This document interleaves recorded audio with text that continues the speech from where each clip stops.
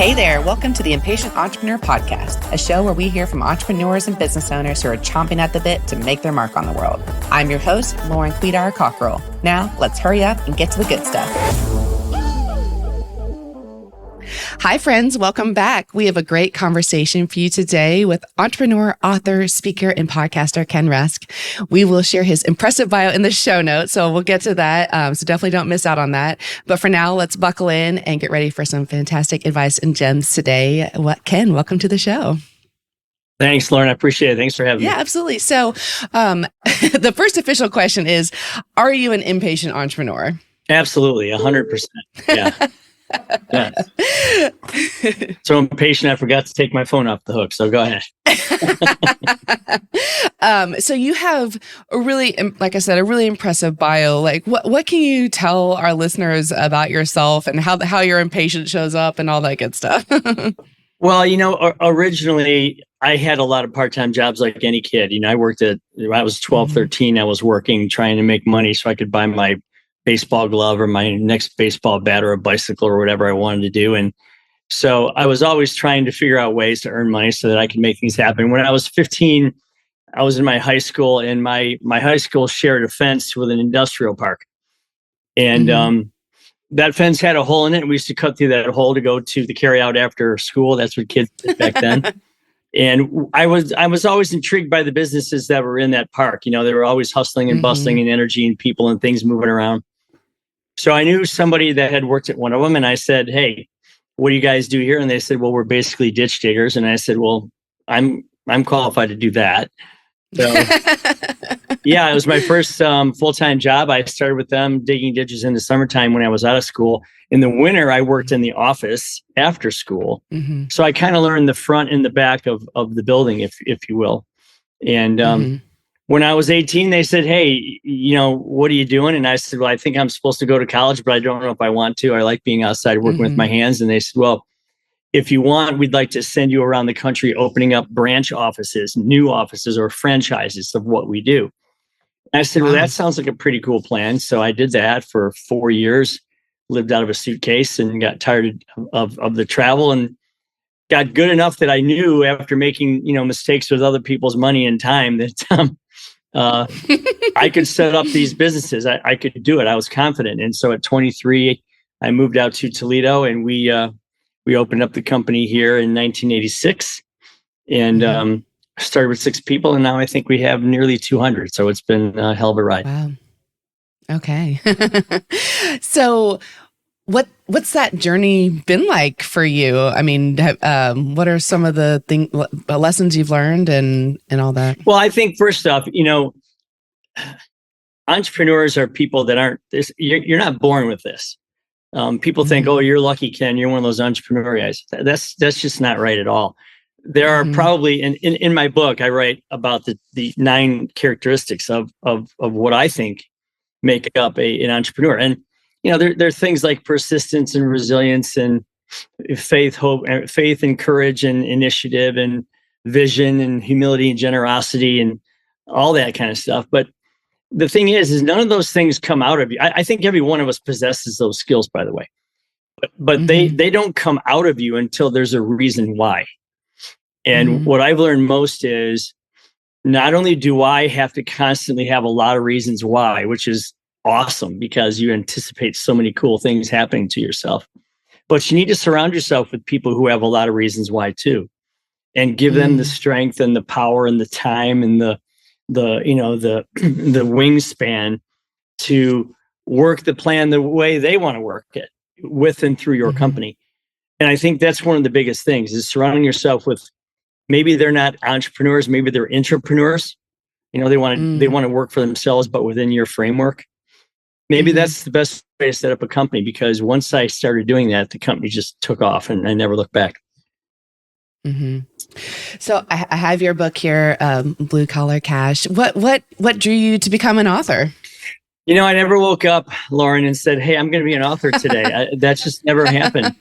I've probably hired 2,500 people in my career. Okay. And, or I should say interviewed that many and hired some. And you become an involuntary life coach almost, you're helping people with their clearing up their driver's license or getting their first car, their apartment, their checking account, their credit card, whatever. And you learn a lot about people along the way and about what makes them tick and about what should make them tick that maybe they don't even know about yet. Mm-hmm. So my daughter was suffering from a pretty serious illness, and you'll read about that pretty quick in the first few chapters. But it was a scary time for her mother and I, and to watch her go through that, and to think, are we going to lose her or whatever? But she came through all that, and during that time, you're sitting in waiting rooms in doctors' offices and oncology rooms, and you're saying to yourself, okay, how can I help her? What can I teach her? What can I tell her about what is important in life, right? And the three words, comfort, peace, and freedom, just kept coming back to me time and time and time again. I couldn't get rid of them.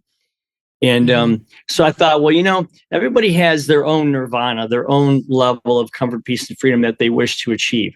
We're not all going to chase, 15 cars and mega yachts and rap star careers and mansions, whatever. Yeah. So if I could design a path for people to create the life they want for themselves, that would be really cool. So I started writing about comfort, peace, and freedom, and got a really sore wrist after about 6 legal pads, and then started writing about friends, and that had overcome enormous challenges like she was overcoming to become successful people. And 80,000 words later, I literally Googled editors in New York and found a gentleman that Kevin Anderson and Associates. He had a stable full of ghostwriters that helped me clean up the work that I'd done. And then it went on to landing an agent and then having a bidding war from publishing companies. It was crazy. It was just nuts. Nice. And, I was very fortunate. It became a bestseller last fall. And it's just, congratulations. Thank you. It's been pretty surreal. And you have another book in the pipeline? Yeah, so the one that I wrote, Blue Collar Cash, is from the perspective of the person who wants to look for a career and wants to figure out what their life should look like before they make that decision. Because without a path, it doesn't matter where you go. I mean, if you don't know where you're going, it doesn't matter how you get there. Right. This one is written from the perspective of, if I'm a business owner and there's 33,800,000 small businesses in the United States, how do I create a culture that attracts those kinds of people? Because culture really sucks in a lot of businesses around the country. And they complain, I can't find people, I can't hire people, I can't retain people. Well, you're right. You can't. There's many people that are. But it's all about helping other people create the same type of processes that I use here every day that work like crazy good. And hopefully, shorten the learning curve for a lot of them. So with your books and your businesses, you're pouring a lot into other people. How do you pour into yourself? Do you have coaches and mentors? Do you read? Do you listen to podcasts? What's your way of learning? Well, it's interesting. So I kind of practice what I preach. So I'm always chasing something myself. Like if you looked at my vision boards, plural, they're made up of a lot of different things that I'm anticipating completion of in 1, 3, 5, and 10-year cycles. So if I'm going to teach somebody else to do something, if I'm going to teach them to put a goal up on the board where everyone can see it, then I need to have one of my own there too. So for me, it's a lot about seeing what I want, seeing what it's going to take to get that, and then finding a way to go in. And again, your brain, Lauren, I learned this thing the other day. You've heard about the law of attraction and reticular activating systems, and you've heard of all those things. There's an actual science, and I learned about this from Jarek Robbins, who's Tony Robbins' son. I talked to him a while back, and one of the things that he said that they've been learning is that as you see something, whether it's a brochure for a car or whatever it is, as you see it more and more and more and more, the little neurons that fire inside in your brain start happening faster and faster and faster and get closer together to the point where they become one thought. And then this amazing process happens where your brain actually thinks it already owns that thing. So it creates an awareness in your whole body and mind and action to go find a way to get that thing. And it's a really cool, powerful tool that your brain already has downloaded. I mean, you don't need to go buy an app for this or anything. And most people don't have any idea how to use it. And it's free. It requires no training whatsoever. All you got to do is focus really hard on something, get it in front of you, and then make it happen. I love that. I love that. In addition to your upcoming book, is there anything else you're creating right now? Well, so many times, and I'm seeing, I think you're number 204 podcast I've been on in the past 18 months, right? and I love it. Lucky 204. I love it. I think it's great. And I have a lot of fun doing it. I enjoy talking to people, and I learn a lot from them. One of the things that I learned is that your book is either going to be, this is funny because I heard this the other day, that I did not make this up. It's either going to be self-help or shelf help. Okay. So I didn't want my book to be shelf help. I wanted people to actually say, okay, I read his stuff. I'm going to use it today, this afternoon. Okay. Yeah. So I built a course around it. That's a very simple exercise in doing what we just talked about, how to figure out what you want your future to look like. It's literally 8 45-minute sessions. You can do it in a weekend or a week or 8 weeks. But it really kind of forces you to say, okay, I read what he said. Now I'm going to put it to use, because if not, it's going to fall into that someday category. And as you and I both know very well, someday just never comes. Right. Something that can be done at any time happens at no time. That's exactly right. Is there anything that you're particularly impatient about right now? Well, I've never been a big fan of drama. I've never been a big fan of people saying, well, that can't happen because, and I guess I've never been a big fan of people who don't think they control their own future, because you do, you just don't know it yet. In your current state of mind, you don't control your future. In the new state of mind, you do. So I think for me, recognizing a long time ago that you need to drop the whole owner, boss, manager, CEO, whatever you want to call it, and allow your people to grow within your company around you. And then they will drive results like you could never do on your own. So the ego involved in that is somewhat bruising sometimes, because people don't want to do that. I mean, they're like, hey, this is my baby and I need to be relevant. And no, you should be as irrelevant as possible, because that allows other people to grow and allows you to be a visionary and drive the company forward. So I love that. What is your role within your organizations today?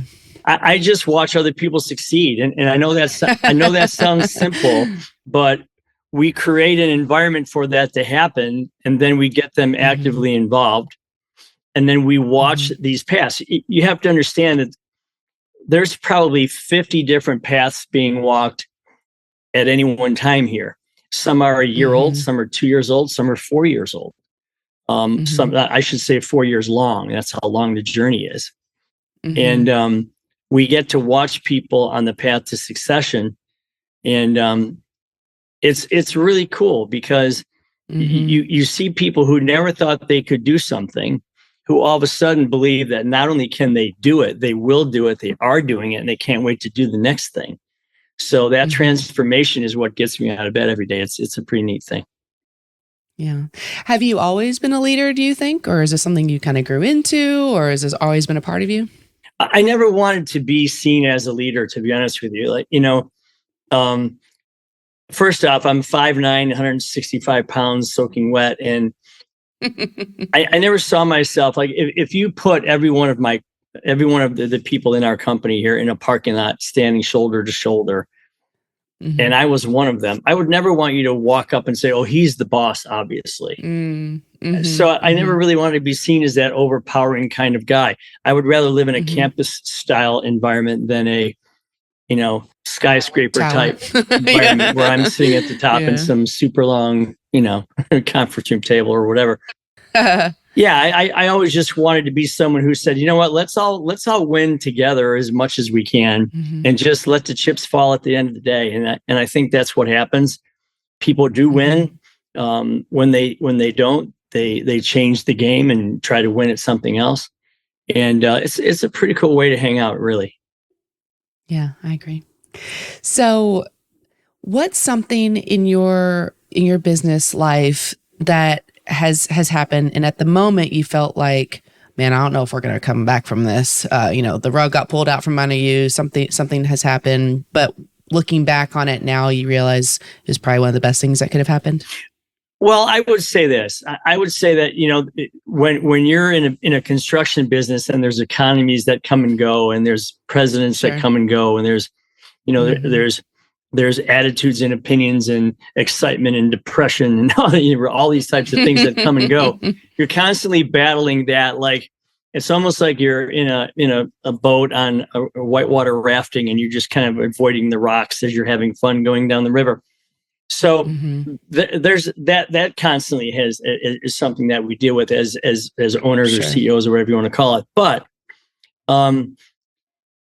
you overcome so many things that you start to begin. Well, you know what? You think, I don't know that I haven't experienced just about all there is to experience here. I think I have a playbook for just about every defense right now, right? And then of course something comes along, and I actually worried about pandemics before there were pandemics, because that was the one thing I thought, you see them in the movies, where everyone's running around with blisters all over their face. And oh my God.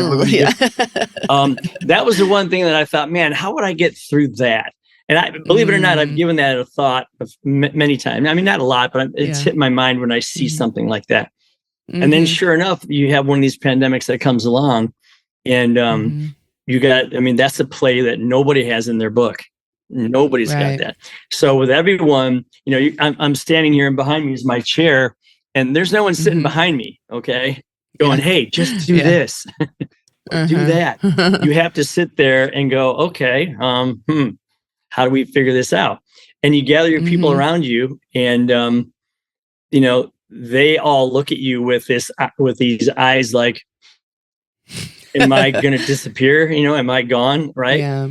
So when you hustle and you huddle and you get everyone together and you work a plan and you get through it, there's this unbelievable gratitude and appreciation. And so, if there's a silver lining to the pandemic, we all have a lot of appreciation for each other and a lot of gratitude for what we went through. Yeah. Do you feel like y'all did anything in particularly unique in that regard during that time? Well, that's a great question. So businesses were classified as essential or non-essential. So we worked very hard to make ourselves essential.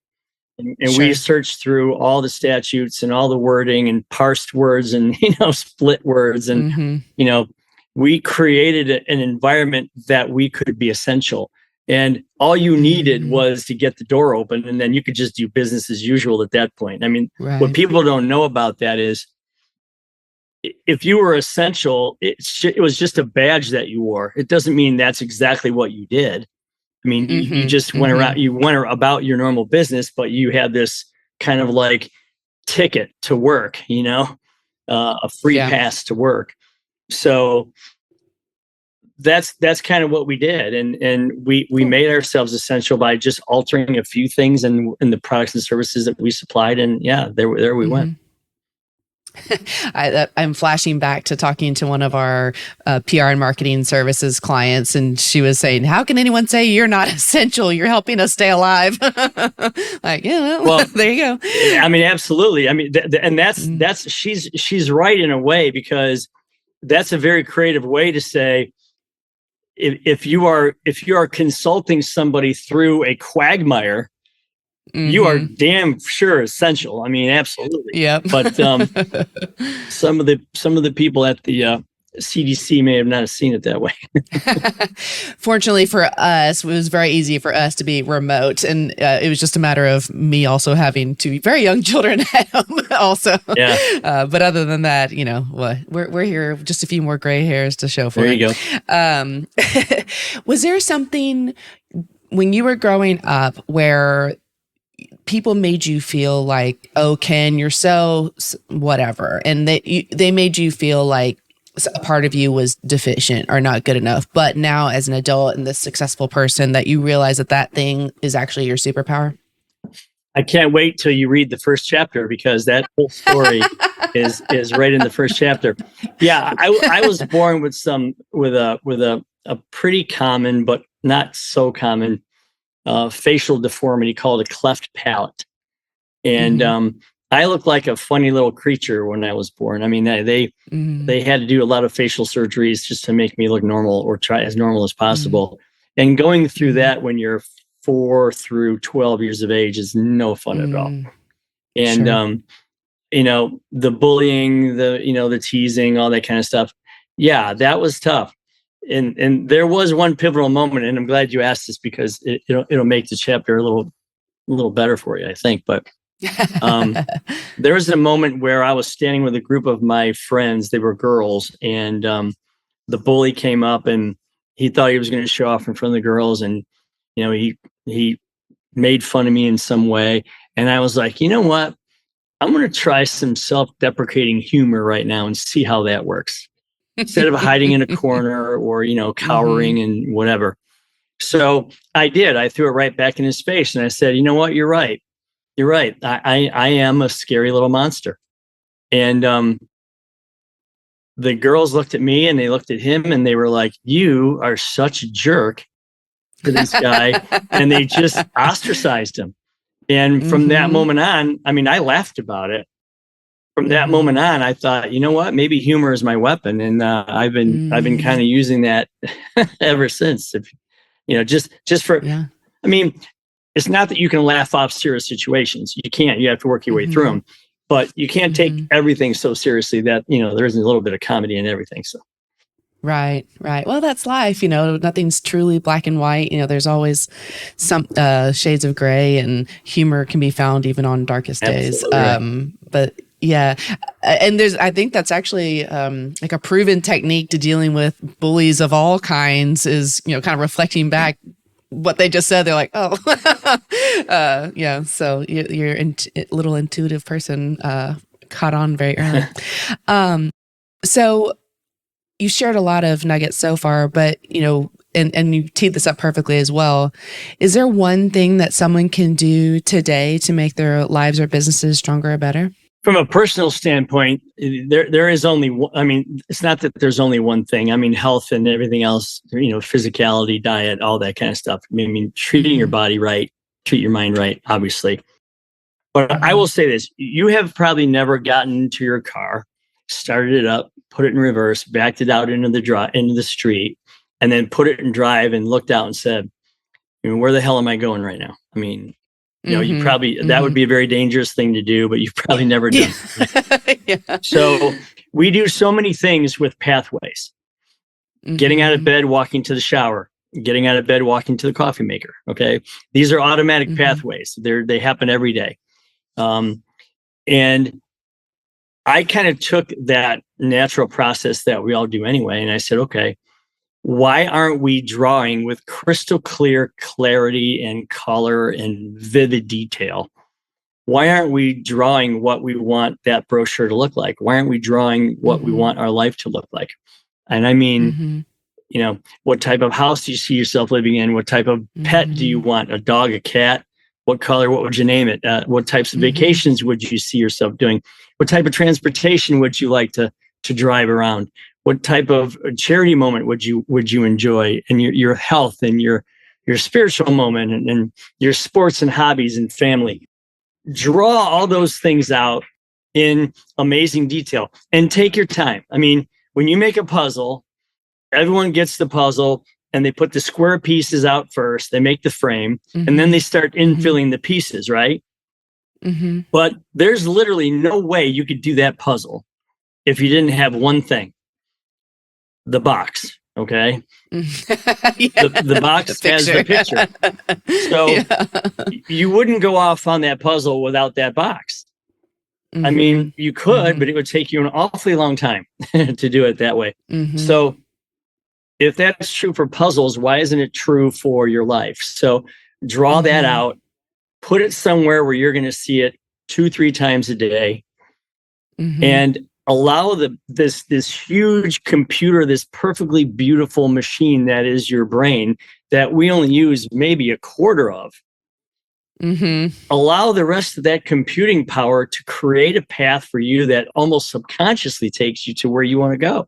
It's the most amazingly potent thing you've got, and yet people, they don't use it because they choose to let life happen to them instead of them happening to life. And I would say sit down, draw this out, and watch what happens. It's going to be amazing. I feel like I should get a gold star because I'm looking at mine right now. No, right on. Right on.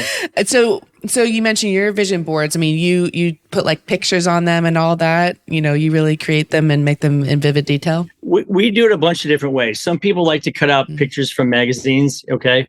Some people like to. I started out by telling people to get a box of Crayola crayons, you know, in a poster board, because the last time you held a crayon in your hand, you know, the old box is 64 Crayola crayons, right? The last time you held a crayon in your hand, you were probably 4, 5, 6 years old, unless you have children, and that was the most creative time you ever were in your life. I mean, they would say, hey, draw a rocket or draw a horse or draw a sunrise or whatever. And so you could just free willy it, right? So that's what I like. I like people to say, you know what, I just want to throw caution to the wind and I'm going to start drawing and I'm going to put these visions from my head down on this piece of paper. And if I need to support that with pictures or other things, then fine. I don't care how you create the cover of the box for the puzzle, as long as you're creating it. But one thing I will tell you is there's always amazing, clear, colorful detail on those puzzle boxes. You never see a black and white kind of almost drawing. It's pretty something. So use that same analogy and you're going to see some cool things happen in your world. I love that. Thank you for, I certainly you hear people talk about creating a vision and all that, but you really have connected dots in a way I haven't heard before. So thank you. You're welcome.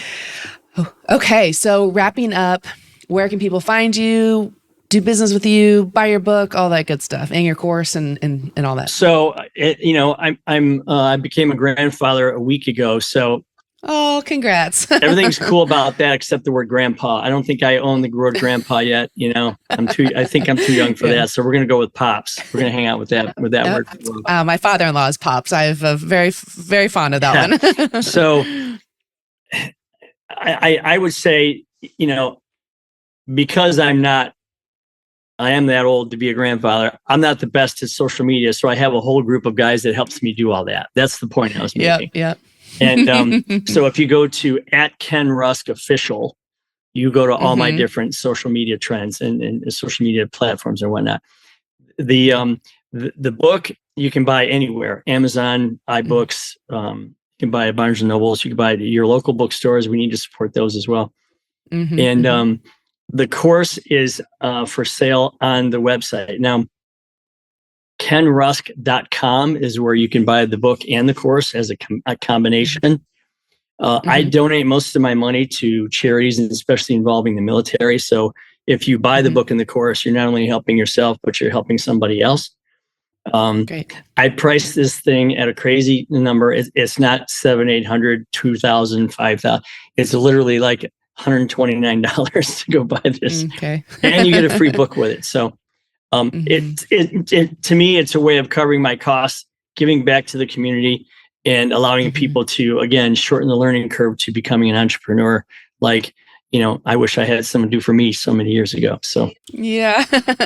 Well, I will put all that in the show notes. Thank you. And then, thank you for sharing your gifts with us and our listeners and with the world. We really appreciate you. Anytime. Thanks for having me. I appreciate it, Lauren. Thanks for listening to The Impatient Entrepreneur. Love the podcast? Be sure to share it with a friend or colleague or give us a 5-star review on Apple. You can also chat with us on Instagram or Facebook at The Impatient Entrepreneur Pod. Want to star on a future episode? Head over to theimpatienttrepreneurpod.com to inquire. Thank you to the team at Quidar & Co. for believing in me and bringing this podcast to life. And thank you to Carson Childers for mixing and editing this episode. Can't wait to see you next time.